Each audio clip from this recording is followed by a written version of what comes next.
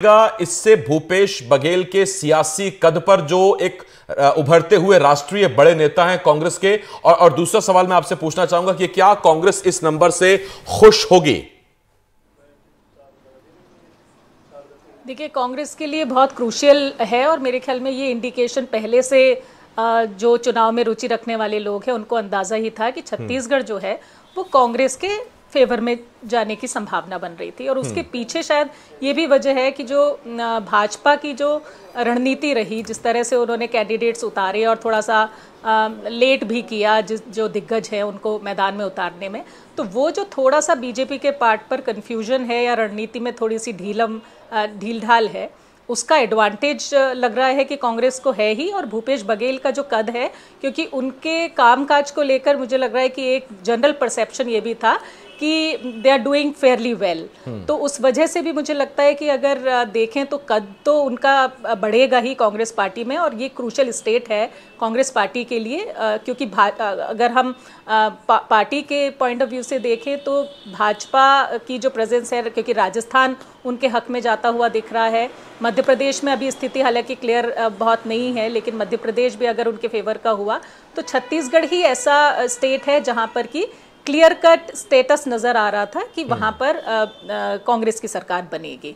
और कांग्रेस के पास अभी उस तरह के जो चेहरे हैं, पार्टी में भी जो चेहरे हैं, जो स्टेट के लेवल पर एक लीडरशिप दिखनी चाहिए, राजस्थान में जैसे गहलोत हैं और पायलट हैं, उसी तरह से भूपेश बघेल का जो मौजूदगी है और डेवलपमेंटल पॉलिटिक्स है, उसको लेकर मुझे लगता है कि उनका कद जो है पार्टी में भी बढ़ेगा। और कांग्रेस अगर ये स्टेट रिटेन कर पाई तो कांग्रेस के लिए भी एक थोड़ा सा राहत का मसला होगा। रविंद्र जी, आपसे एक सवाल है मेरा। रविंद्र जी, जो नंबर हम अभी छत्तीसगढ़ के लिहाज से देख रहे हैं, तब जबकि भूपेश बघेल को एक ब्रांड बना लिया गया, छत्तीसगढ़ को ब्रांड बन गए, हाँ। और वो हिमाचल में चुनाव हो, वो असम में हो, यूपी में हो, उत्तराखंड में हो, कांग्रेस उनको लेके गई। इवन लखीमपुर खीरी वाला जब यूपी में कांड हुआ था तो उस वक्त भी राहुल गांधी भूपेश बघेल को साथ लेके गए थे एक मैसेज देने के लिए। प्रियंका भी। सो वो भी क्लैरिटी है कि ये जो नए जनरेशन के लीडर्स हैं, उन रविंदर सिंह जी, वहां उनका सपोर्ट प्रियंका गांधी वाड्रा को मिलता है। उनको एक जो स्ट्रेंथ आती है उनसे, क्योंकि अगर आप क्लियरली देखिए तो भूपेश बघेल वो सब सारी जगह पे मौजूद रहते हैं जहां पर प्रियंका गांधी रहती हैं। जी बिल्कुल, देखिए बिल्कुल सही बात है। और भूपेश बघेल को कांग्रेस पार्टी एक आइकन के तौर पर यूज कर रही है, और हर जिस भी स्टेट में हम लोग देखें, जहां भी कोई मसला रहता है, कोई मुद्दा होता है, तो भूपेश बघेल को वहां पर जरूर लेकर जाया जाता है। और गांधी परिवार की जहां तक बात है, बिल्कुल आपने हमारे सही बोला है कि प्रियंका गांधी के साथ वो बहुत क्लोजली एसोसिएट करके काम कर रहे हैं। देखिए, कांग्रेस पार्टी पिछले कुछ दिनों से जिस तरह की राजनीति कर रही है कि जो ओबीसी फेसेस हैं उन लोगों को किस तरीके से प्रमोट किया जाए, और ये बिल्कुल एक नए किस्म की राजनीति कांग्रेस पार्टी की तरफ से की जा रही है। पहले हमने कभी देखा नहीं कि कांग्रेस इस तरह की राजनीति करती हो, लेकिन जो ओबीसी चेहरे हैं, और खासतौर पर कांग्रेस की एक और बड़ी पॉलिसी हमने पहले देखी है कि अगल बगल के राज्यों में जरूर वो अपने मुख्यमंत्रियों को उपयोग करती हैं, लेकिन जो दूर दराज के राज्य हैं वहां पर उनके मुख्यमंत्री आमतौर पर उस तरीके से उपयोग नहीं किए जाते हैं जो कि अब प्रियंका गांधी या राहुल गांधी उनको अभी कर रहे हैं। तो एक नई किस्म की राजनीति है। और ओबीसी जो है, वो ओबीसी मुझे लगता है इस चुनाव में भी और आने वाला जो चुनाव है 2024 का भी, उसमें वो कांग्रेस पार्टी या प्रियंका गांधी, राहुल गांधी के लिए सबसे बड़ा अहम मुद्दा होने वाला है। क्योंकि जो भूपेश बघेल हैं, चाहे अशोक गहलोत हैं, चाहे सचिन पायलट हैं, उनके कद के ओबीसी लीडर फिलहाल बीजेपी के किसी दूसरे राज्य में दिखाई नहीं देते। और ये सबसे बड़ा प्लस पॉइंट है बीजेपी कांग्रेस पार्टी के पास, और उसी को भुनाने की वो लोग कोशिश कर रहे हैं। और जो इनका छिटका हुआ वोट बैंक है, चाहे वो यूपी में हो, चाहे वो बिहार में हो, जो ओबीसी समुदाय का वोट जो परंपरागत तौर पर एक जमाने में कांग्रेस पार्टी के पास हुआ करता था, वो वोट जो छिटक गया था, कहीं ना कहीं उसको साधने की कोशिश है। और लगातार ओबीसी चेहरे, और देखिए ये जो सर्वे की बात की जा रही है, जातिगत सर्वे का, उस सर्वे का लगातार इफेक्ट हम लोगों को जमीन पर देखने को मिल रहा है। खासतौर पर जो यंग जनरेशन के लोग हैं, वो जरूर इस तरह की बात करते हैं कि हमारी जो अधिकार है, हम लोगों को जो अधिकार मिलना चाहिए, उसकी जानकारी देने में सरकार को क्या दिक्कत है। और जानकारी आपके पास गोपाल लोया जी इस वक्त हमको ज्वाइन कर रहे हैं बीजेपी की तरफ से। ब्रिज गोपाल जी, आपका स्वागत करता हूं। ब्रिज गोपाल जी, एक एजेंसी टाइम्स नाउ ईटीजी, ये पोलस्टर कहता है कि मालवा निमाड़ में 66 सीटों में से बीजेपी को इस बार 31 से 33 सीटें मिल रही हैं, जबकि कांग्रेस को 32 से 36 सीटें जाती दिखाई दे रही हैं। ये 2018 के विपरीत है। कांग्रेस को अच्छी खासी बहुमत, अगर मुझे गलत नहीं है तो शायद 36 सीटें वहां मिली थी। तो आपको लगता है कि कैलाश विजयवर्गीय का वहां से चुनाव लड़ना हो या हाल में बीजेपी के वहां बड़े नेताओं के दौरे, उन चीजों का असर पड़ा और मालवा निमाड़ जो छिटक गया था आपसे 18 में वहां वापस आ रहा है?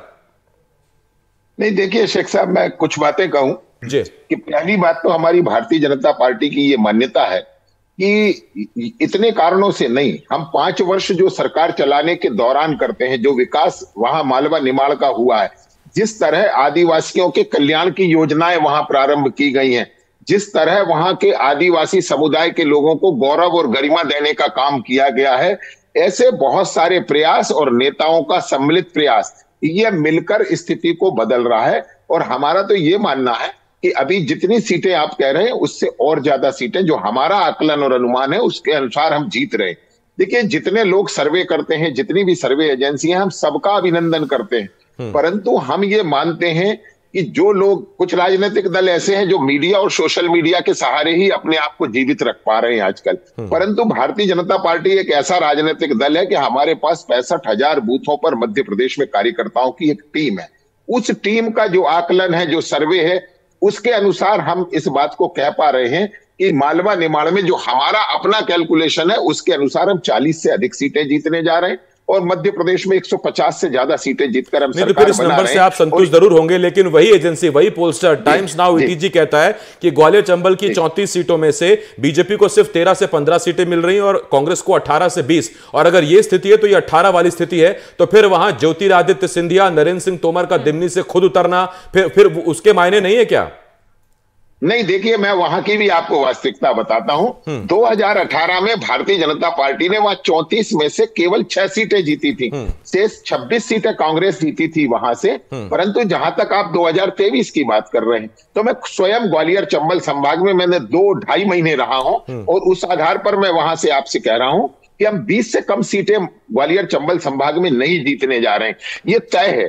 परंतु अगर 2018 से आप तुलना करते हैं तो वहां भारतीय जनता पार्टी का प्रदर्शन 3 गुने से भी ज्यादा अच्छा होगा। अब इसमें सरकार के काम, हमारे नेताओं का जो प्रचार करने का तरीका रहा, चाहे माननीय नरेंद्र सिंह तोमर जी हो, चाहे सिंधिया जी हो, माननीय मुख्यमंत्री जी हो, अमित शाह जी के भी वहां दौरे हुए और ग्वालियर चंबल में 2 बार माननीय प्रधानमंत्री जी का भी वहां आगमन हुआ है। और इस कारण हम बड़े विश्वास है हमें ग्वालियर चंबल में। आप देखेंगे कि आंकड़े चौंकाने वाले आने वाले। गुड न्यूज है, दूसरे स्टेट में पिक्चर अभी साफ नहीं है और ज्यादातर पोलस्टर्स आपको मध्य प्रदेश में जिता नहीं रहे हैं। तो जरूर ये भी है कि कुछ आप लोगों ने सही किया, लेकिन पूरे तरीके से लगे नहीं रहे और इसलिए शायद मध्य प्रदेश में जो एक वेव की बात हो रही थी, अंडरकरंट की बात हो रही थी, वो अंडरकरंट तो दिख नहीं रहा। नहीं, देखिए, मैं एक बात आपसे बड़ा स्पष्ट सवाल आनंद जाट जी से अभी था। तक मैं 7 सर्वे देख ब्रिज चुका हूं। गोपाल जी, सवाल आनंद जी से था, थोड़ा आनंद उन्हें भी लेने दीजिए। छत्तीसगढ़ के मामले में तो आनंदित हो जाएंगे, लेकिन मध्य प्रदेश के बारे में शायद वो भी थोड़ा सस्पेंस में होंगे। क्यों आनंद जी, आनंद में है कि नहीं? मैं पूरी तरह से आनंद में हूं, पूरी तरह से निश्चिंत हूं। आसिफ जी, बहुत अच्छा प्रश्न मारिया जी ने भी पूछा, आपने मुझे बोलने का मौका दिया, धन्यवाद। भारत जोड़ो यात्रा जो कन्याकुमारी से कश्मीर तक चली है, वैसे ही भारत जोड़ो यात्रा के परिणाम आपको इन एग्जिट पोल में बहुत स्पष्ट तौर पर दिख रहे हैं कि मध्य प्रदेश सहित पूरे देश का हर राज्य जुड़ रहा है। आप देखिए कि 20-20 सीटों के अंतर से ये बैलेंस करने की कोशिश की गई है। ये दिखा रहा है कि कांग्रेस की पूरी प्रचंड एक वेव पूरे देश में चल रही है, चाहे दक्षिण हो चाहे उत्तर हो। दक्षिण का राज्य है तेलंगाना, वहां हम जीत रहे हैं, छत्तीसगढ़ हम जीत रहे हैं, मध्य प्रदेश में बैलेंस करने की कोशिश कर रही है मीडिया। जो ये इस तरह की चीजें आप देखिए कि अच्छा, ये ठीक है, मध्य प्रदेश में कोशिश कर रही है मीडिया और छत्तीसगढ़ में अगर आपके पक्ष में जा रहा है तो फिर वहां मीडिया निष्पक्ष। प्रचंड बहुमत से मध्य प्रदेश में सरकार बनाने को लेकर आश्वस्त हूं कि कांग्रेस पार्टी पूरी ताकत से यहां आएगी, क्योंकि जनता के अंदर जो है भाजपा की लूट की, झूठ की और नफरत की जो राजनीति है। वैसे मारे जी बता दूं मैं आपको, आनंद जी पहले पत्रकार थे।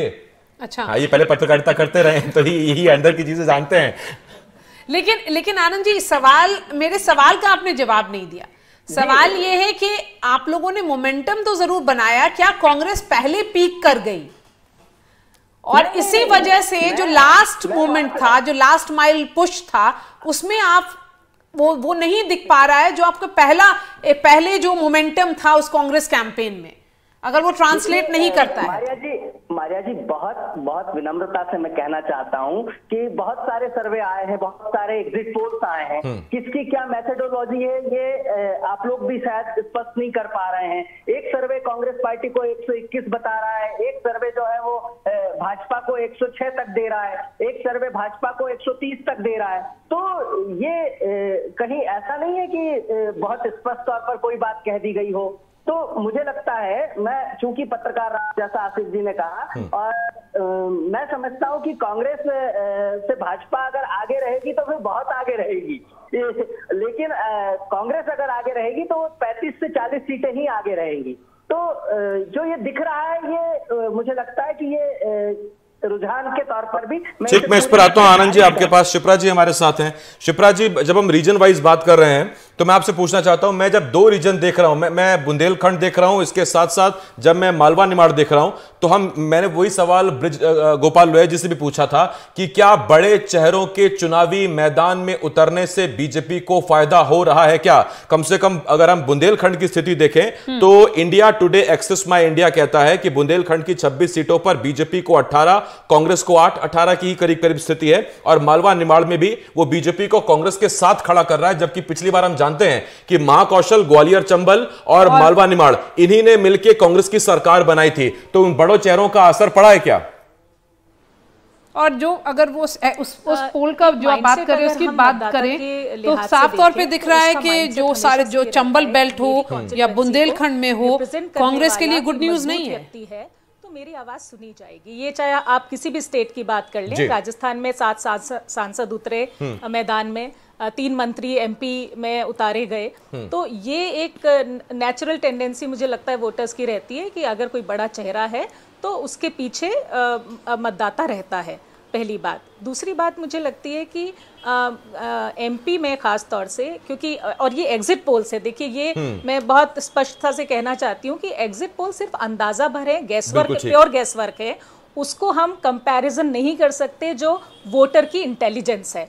और वोटर की इंटेलिजेंस अगर हम रुझान में देखें तो वोटर की इंटेलिजेंस ये तो है कि उसे भी शायद एमपी के कॉन्टेक्स्ट में हम कहें, छत्तीसगढ़ में तो शायद थोड़ी सी क्लैरिटी दिख रही है, लेकिन एमपी में जो नेक टू नेक मुकाबला है, और पिछली बार भी अगर आप देखें तो बहुत ज़्यादा फर्क जो है कांग्रेस और भाजपा की सीटों में नहीं रहा है। जबकि राजस्थान में आप देखें कि क्लियर ट्रेंड रहता है, क्लियर मेजॉरिटी के साथ में किसी भी पार्टी को मैंडेट मिलता रहा है।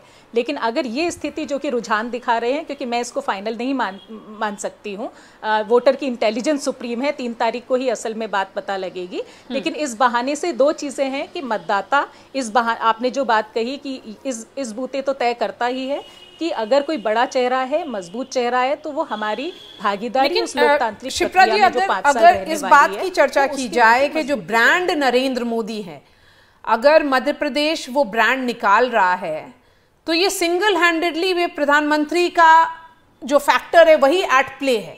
जो बोला जा रहा था कि स्टेट में एज अ फैक्टर नहीं होता है, मोदी वोटर इस बार मध्य प्रदेश में भी भाजपा के लिए निकला है। और लाडली लक्ष्मी या लाडली बहना जो बोले वो भी काम किया होगा जरूर, शिवराज सिंह चौहान का पर्सनल एफर्ट रहा है, लेकिन ओवरऑल अगर वोटर्स में कंफ्यूजन रखा गया, भाजपा ने कैंडिडेट नहीं अनाउंस किया, चीफ मिनिस्ट्रियल फेस नहीं अनाउंस किया, तो वो भी एक एडवांटेज दिख रहा है उनको। बिल्कुल आप ठीक कह रही हैं। और आप पूरे जो मोदी जी की जितनी भी रैलीज रही एमपी में, अगर आपने गौर किया हो तो उन्होंने जितनी भी रैलीज थी, कहीं पर भी शिवराज सिंह चौहान का जिक्र नहीं किया। केवल आखिरी रैली में उन्होंने, वो भी क्योंकि लाडली लक्ष्मी योजना की आप बात करिए, क्योंकि बहुत पॉपुलर योजना है, और महिला वोटर जो है, खासतौर से महिला वोटर अभी सभी पार्टीज के फोकस में है। उसकी 2 वजह हैं। पहली बात तो ये है कि जो महिला वोटर्स जो हैं वो मतदान की प्रक्रिया में जो भागीदारी उनकी लगातार बढ़ रही है। जैसे कि 34 सीटें हैं मध्य प्रदेश की जहां पर महिलाओं का वोट प्रतिशत ज्यादा रहा है। तो वो एक फैक्टर हमेशा से पार्टियों के दिमाग में रहा है कि 5 साल पहले की बात करें या अभी की बात करें कि उन्हें दिमाग में रख के करना है। और मध्य प्रदेश में और राजस्थान में दोनों जगह अगर हम कहें, अगर हम भाजपा की बात करें तो चेहरा उन्होंने कहीं भी अनाउंस नहीं किया और इसको वो लोग डिक्लेयर करते रहे हैं कि हम कलेक्टिव लीडरशिप पे चुनाव लड़ रहे हैं, हम चेहरा अनाउंस नहीं करेंगे। और अगर हम लोकतांत्रिक प्रक्रिया की भी बात करें तो होना यही चाहिए कि जब चुन के लोग आए वो तय करें कि चेहरा कौन होगा। हालांकि भाजपा में जो इंडिकेशन है कि वो जो केंद्रीय नेतृत्व है वो तय करेगा कि किसकी अगर सरकार उनकी बनती है तो चेहरा कौन होगा। ठीक है, और इस बार अभी तक भी यही चीजें हैं और बड़ी दिलचस्प चीजें हैं कि जब बड़े चेहरे आप उतार देते हैं तो फिर उन बड़े चेहरों के लिए समस्या यह हो जाती है कि उनको हर हाल में बड़ी जीत भी दर्ज करनी पड़ेगी, वरना पता लगा विधायकी तो गई, सांसदी भी चली गई, क्योंकि उनसे यही कहा जाएगा कि विधायकी तो जीत नहीं पाया तो सांसद के लिए किस मुंह से टिकट मांग रहे हैं। मैं जरा ब्रिज गोपाल लोया जी के पास जा रहा हूं। ब्रिज गोपाल लोया जी, आपने बड़ी शिद्दत से कैंपेन लॉन्च किया था, एमपी के मन में मोदी, मोदी के मन में एमपी। तो जो ये नंबर आ रहे हैं ये पूरा मन नहीं है मोदी के लिए, ऐसा लग रहा है। मतलब कुछ मोदी, कुछ एमपी, ऐसा क्यों लग रहा है? अगर एमपी के मन में मोदी तो फिर खुलकर मोदी, फिर तो खुल के नंबर आते। लेकिन वो खुल करके नहीं। हाँ, वही कह रहा हूं, खुलकर मोदी नहीं आएगा। नंबर खुलकर ही आएंगे, नंबर खुलकर ही आएंगे। 3 तारीख को आप और हम फिर एक बार बैठेंगे और आप तब देखेंगे कि मध्य प्रदेश में, बड़े विश्वास के साथ कह रहा हूं, कि ऐतिहासिक रूप से सर्वाधिक सीटें भारतीय जनता पार्टी जीतने जा रही है। और एक प्रश्न भी आपने किया था कैंपेन के बारे में, तो कैंपेन की सत्यता भारतीय जनता पार्टी की यह है कि एक्चुअली कांग्रेस इस पूरे चुनाव के कैंपेन में थी ही नहीं। अगर आप मुख्यमंत्री जी की बात करेंगे तो शिवराज जी ने पूरे मध्य प्रदेश में आचार संहिता के बाद 165 सभाएं की हैं। मेरे ख्याल से कांग्रेस ने कुल 165 सभाएं मध्य प्रदेश में नहीं की, अकेले शिवराज जी की बराबर की सभाएं नहीं कर पाए। कांग्रेस पार्टी हाथ पर हाथ धरे बैठी रही इस आशा में कि उन्हें छप्पर फाड़ कर मिलेगा। तो वास्तविक सत्य यह है कि जनता भी ये जानती है कि काम करने वाला कौन है, संघर्ष करने वाला कौन है। और जिस तरह से हम अपनी विचारधारा को, अपने कामों को जनता तक पहुंचाने में सफल रहे हैं, उस आधार पर हमें यह विश्वास है कि जो 2013 का मैंडेट मध्य प्रदेश में मिला था, हम उस मैंडेट को भी क्रॉस कर सकते हैं, 2013 के मैंडेट को भी। ये जो ग्राउंड रियलिटी है, खास तौर से ग्रामीण और अर्ध शहरी क्षेत्रों में अगर आप वास्तव में देखेंगे तो बहुत बड़ा वर्ग तो भारतीय जनता पार्टी को, नरेंद्र मोदी जी को, शिवराज जी को, जनता अभी भी भाजपा के साथ इसलिए है, अगर ये नंबर्स रहा, क्योंकि वो फटीग फैक्टर जरूर है, लेकिन फटीग फैक्टर अब भरोसे में कन्वर्ट हो गया कि जो भी है इन्होंने 18 साल ये तो किया। कांग्रेस की सरकार, जो दिग्विजय सिंह की सरकार थी, उसी से एसोसिएटेड है इमेज, शायद वो एक बड़ा कंसर्न रहा है रविंद्र सिंह जी।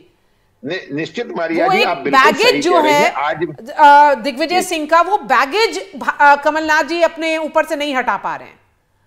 नहीं, देखिए, एक सबसे बड़ी है कि आज वो पीढ़ी मध्य प्रदेश में है कि जिसने 7 बजे सायरन बजाकर सवाल ये रविंद्र जी से था, मध्य प्रदेश में है। जिस पीढ़ी ने रास्ते में चलने के लिए सड़कें नहीं थी, उसको भुगता है। देखिए हमारे ये बात बिल्कुल सही है कि दिग्विजय सिंह का जो बैगेज है और 10 साल का जो उनका शासन रहा है, उसका डर आज तक कांग्रेस, बीजेपी दिखाती है कि अगर कांग्रेस पार्टी वापस सरकार में आती है, वापस हुकूमत में आती है, तो दिग्विजय सिंह उसी तरीके से काम करेंगे जो उन्होंने पहले किया था। और उस वक्त का मुझे याद आ रहा है कि जब दिग्विजय सिंह तीसरा मुख्यमंत्री के तौर पर अपना आखिरी चुनाव लड़ रहे थे, तब वहां पर लोग, जो कांग्रेस के कार्यकर्ता थे, वो भी इस बात की खुशियां मना रहे थे कि वोटिंग का टाइम आ गया है और अब समय आ गया है कि कांग्रेस की इस दिग्विजय सरकार को हम लोग चलता कर दें। तो वो बैगेज निश्चित तौर पर कांग्रेस पार्टी आज भी दिग्विजय के नाम पर कैरी कर रही है और उसको शायद उसी बैगेज पे जरा सवाल में रविंद्र जी, जरा मैं आनंद जी से पूछ लेता हूं, कांग्रेस तरफ से आए हुए हैं, प्रतिनिधित्व कर रहे हैं।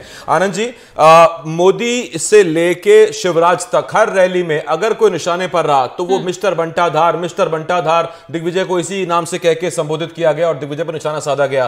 क्या कमलनाथ उस 15 महीने, जिसमें आप कहते हैं कि 3 महीने आचार संहिता के थे, क्या वो इमेज बदल पाए हैं क्या, या उससे बड़ी इमेज, मिस्टर बंटाधार से बड़ी इमेज कमलनाथ की वो सरकार, कमलनाथ के वो 12, 13, 14, 15 महीने की सरकार का कामकाज है, और वो आप बता पाए जनता को और पहुंचा पाए उसे पोलिंग बूथ तक?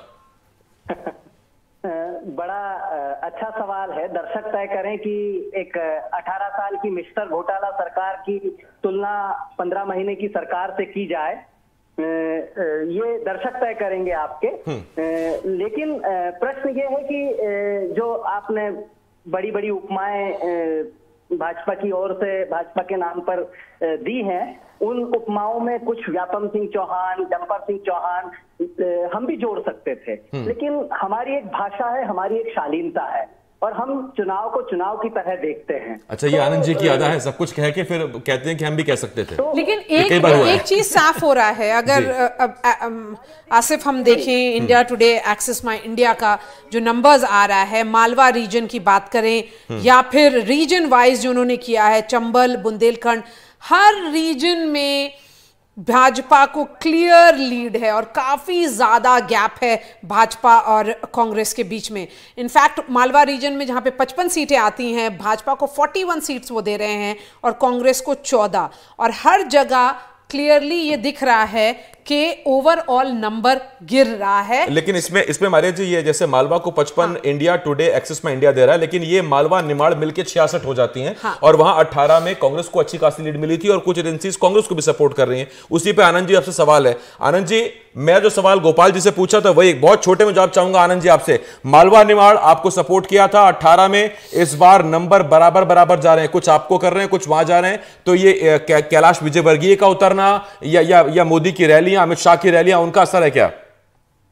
देखिए, शिवराज महाराज नाराज और लफाज वोटों में भाजपा बटी है और ये सारे बड़े लोग, बड़े चेहरे हारेंगे, सारे। बहुत विश्वास के साथ कह रहा हूं, जैसा कहा जा रहा है कि ये रुझान है, और रुझान भी ऐसे हैं जिनका सिर्फ गैस है आधार। मैं भोपाल की बात करता हूं, बदलाव की एक बयार मध्य प्रदेश में चल रही है। एक वोटर ने कहा, मुझे ही कहा कि मैंने वोट बीजेपी को दिया है लेकिन बदलाव होना चाहिए। तो वो क्या सच बोल रहा था? ये मेथोडोलॉजी है। आप सिर्फ कुछ भी बात कहिए, उससे कोई फर्क नहीं पड़ता है। जनता में बदलाव का प्रचंड विवेक था और ऐसी हवा है जो मध्य प्रदेश को बदल कर रखती है। तो बदलाव आएगा नहीं आएगा, लेकिन ब्रेक के बाद भी हम नहीं बदलेंगे। एक छोटे से ब्रेक के लिए मुझे रुकना होगा। आनंद जी आप बने रहे हमारे साथ, इसके साथ साथ ब्रिज गोपाल जी, शिप्रा जी और रवीन जी हमारे साथ बने हुए। जाते जाते आसिफ, एक छोटा सा अपडेट आ रहा है, वो भी हम अपने दर्शकों को बता दें कि जो महाकौशल रीजन है मध्य प्रदेश का, जिसमें 47 सीट्स हैं, वहां पर भाजपा को 32 सीट्स आ रही हैं और कांग्रेस को 15। ओवरऑल जो नंबर्स है वो सर्टेनली, तो फिर तो मारे जी ये ब्रेक छोड़ दे रहे हैं क्योंकि ये नंबर इतना इंपॉर्टेंट है। ब्रेक बाद में ले लेंगे। तो ये साफ तौर पे अब दिख रहा है कि कांग्रेस का राउट प्रोजेक्ट कर रही है एक्सेस माई इंडिया। और ये महाकौशल का जो इंडिया टुडे का जो आपने एक्सेस माई इंडिया का जो बात की मारिया जी, ये इसलिए इंपॉर्टेंट है क्योंकि ये महाकौशल जहां 47 सीटें बता रहा है, ये छिंदवाड़ा, जबलपुर, ये वो इलाका है। और वहां अगर बीजेपी को 32 सीटें इंडिया टुडे एक्सेस माई इंडिया दिखाता है और कांग्रेस को सिर्फ 15 सीटें, तो इसका मतलब मान के चलिए आप कि ये दिग्गजों की सीटों पर कांग्रेस पिछड़ रही है। छिंदवाड़ा यानी कमलनाथ की रीजन में कांग्रेस पिछड़ रही है। और यहां से कमाल की बात यह कि एमपी में चुनावी कैंपेन की शुरुआत प्रियंका गांधी ने इसी महाकौशल से की थी। तो ये महाकौशल हो, मालवा निमाड़ हो या ग्वालियर चंबल, ये 3 ऐसे रीजन थे जिन्होंने कांग्रेस को फुल सपोर्ट किया था। और तो वही सारे रीजन में अगर कांग्रेस पिछड़ रही है आसिफ, तो इसका माना जाए कि अगर एक्सेस माई इंडिया के मुताबिक कांग्रेस का राउट प्रिडिक्ट हो रहा है, और क्या पता अगर यही पिक्चर रहा तो जो 3 तारीख को जो ये सब लोग को बोल रहा था कि मिली जुली पिक्चर हो सकती है, वो मिली जुली कोई तस्वीर नहीं होगी। साफ तौर पे दिख रहा है कि भाजपा एक्सेस माई इंडिया के मुताबिक एक बहुत बड़ी बहुमत से मध्य प्रदेश में सरकार बनाने जा रही है। और ये रीजन वाइज हम आपको दिखा रहे हैं। ये टाइम्स नाउ ईजीटी का पोल है और इसमें आप ये रिपब्लिक टीवी मैट्रिक्स का पोल है। 40 मालवा उत्तर में बीजेपी को बता रहा है, 23 कांग्रेस को। इसके अलावा निमाड़ में इंडिया टुडे कहता है निमाड़ में 12 सीटें बीजेपी को, 6 कांग्रेस को, यानी कि दुगने का अंतर बता रहा है। इंडिया टुडे एक्सेस माई इंडिया कहता है ग्वालियर चंबल में कांग्रेस 18 से 20 और बीजेपी 13 से 15। तो बीजेपी को लीड तो मिली लेकिन उतनी नहीं कि वो कांग्रेस को वहां पीछे छोड़ सके। और इस वक्त